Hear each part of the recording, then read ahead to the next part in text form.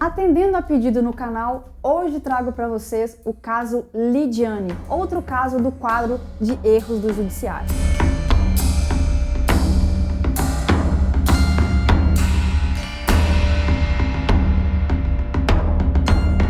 Olá pessoal, meu nome é Aline Soares, esse é o canal Informando Direito e sejam todos muito bem-vindos. O crime a ser contado não apresenta vítima fatal, mas não deixou de chocar o país, dado o gritante descaso dos agentes públicos envolvidos. As informações contidas nesse roteiro foram obtidas através de documentários e matérias divulgadas nas mídias. Por se tratar de informações que na época do ocorrido Lidiane era menor de idade, a maioria das informações estão sob sigilo de justiça. Em 21 de outubro de 2007, na cidade de Abaetetuba, no estado do Pará, a adolescente Lidiane, menos de 40 quilos e 1,5 metro de altura, com 15 anos de idade, trabalhava como doméstica em uma casa, quando foi flagrada pelo dono da residência tentando furtar um telefone celular, algumas roupas e uma corrente de prata pertencentes ao dono da casa. Enfurecido com a situação, o dono da casa a trancou no banheiro e ligou para um parente, seu tio, de nome Adilson Pires de Lima, investigador de polícia, para que desse a devida correção na menor. Ao chegar na residência do sobrinho, acompanhado de mais 2 outros investigadores de polícia, Sérgio Teixeira da Silva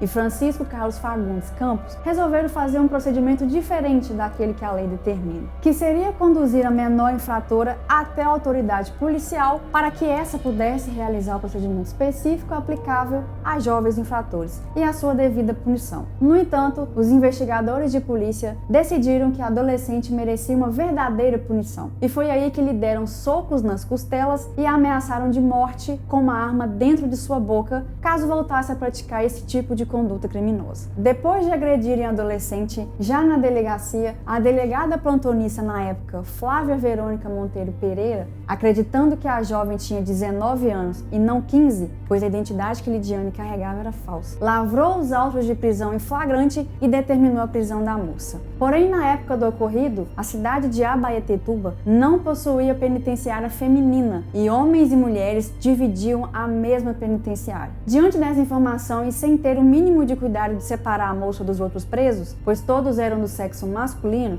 os agentes a colocaram na mesma cela com aproximadamente 20 homens. O absurdo não para por aqui. A adolescente ficou nessas condições por 26 dias, tendo sido sexualmente abusada em todos eles. E não para por aí. Ela era chantageada a ter relações sexuais com os presos em troca de comida e materiais de higiene. Ela era obrigada pelos presos a ficar longe da frente da cela para que outras pessoas não notassem sua aparência feminina. Alguns detentos, aflitos com as cenas repulsivas, apelaram aos carcereiros para que interrompesse o calvário. Os policiais preferiam cortar o cabelo da adolescente com uma faca para camuflar a aparência feminina. A rotina de 5 a 6 relações sexuais diárias foi suspensa apenas nos 3 domingos reservados às visitas conjugais. Segundo as informações encontradas sobre esse caso, todos os agentes públicos ali sabiam da situação da menor a ponto de terem cortado com uma faca seu cabelo bem curto, visando que a jovem aparentasse ser um rapaz e não uma moça, evitando desconfianças de terceiros que por ali viessem a passar como os parentes de outros detentos. A adolescente, além dos abusos sexuais diários, sofreu lesões corporais, chegou a ser queimada com isqueiros e cigarros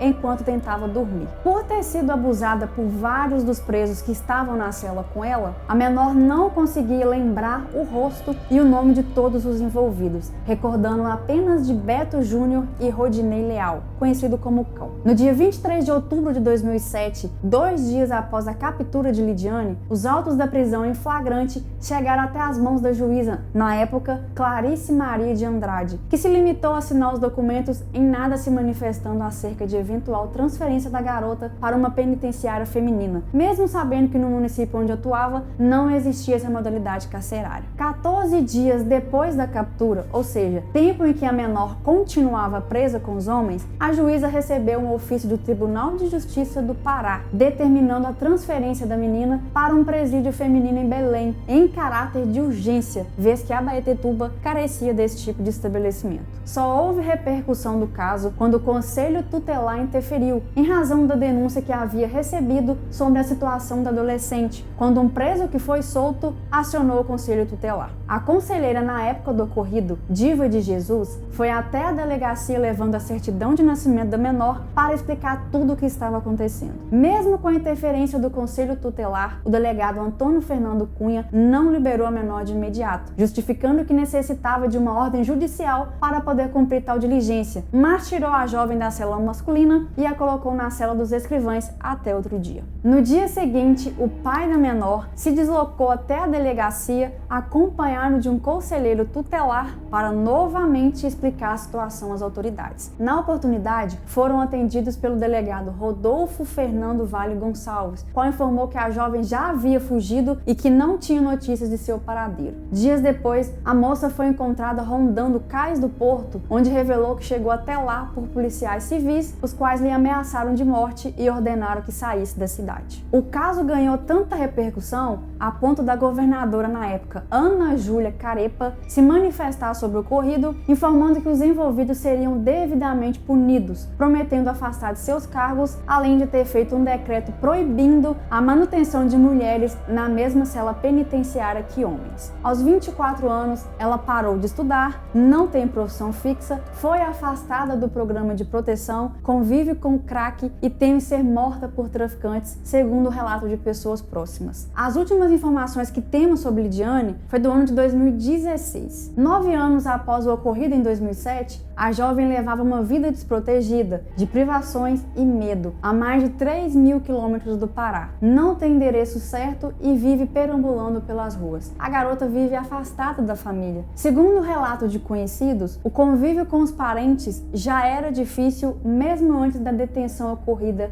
em Abaetetuba. Também foram exonerados os delegados Antônio Fernando Botelho da Cunha, Rodolfo Fernando Vale Gonçalves, Celso Irã Cordovil Viana, Daniele Bentes da Silva e Flávia Verônica Monteiro Pereira. Na denúncia, a promotora Ana Carolina Vilhena Gonçalves afirmou que todos souberam do que se passavam e optaram pela omissão. 2 agentes de polícia também foram exonerados, sendo um absolvido, o senhor Marcos Eric Serrão Puriza. Os investigadores de polícia Adilson Pires de Lima e Sérgio Teixeira da Silva foram absolvidos por falta de provas. A juíza Clarice Marília de Andrade foi aposentada compulsoriamente pelo Conselho Nacional de Justiça em 2010. Porém, em 2012, o STF entendeu que a decisão era desproporcional, sendo assim anulando. Em 2017, a juíza foi nomeada titular da comarca. Os presos identificados pela menor como os responsáveis pelos abusos sexuais foram condenados a 10 anos e 8 meses por estupro e atentado violento ao pudor. Ambos continuam presos. Segundo o governo do Pará, desde maio de 2011, o Estado paga a pensão mensal de 2 salários mínimos diretamente para a jovem a título de indenização. O governo afirma que já concordou em pagar o valor de R$ 85 mil,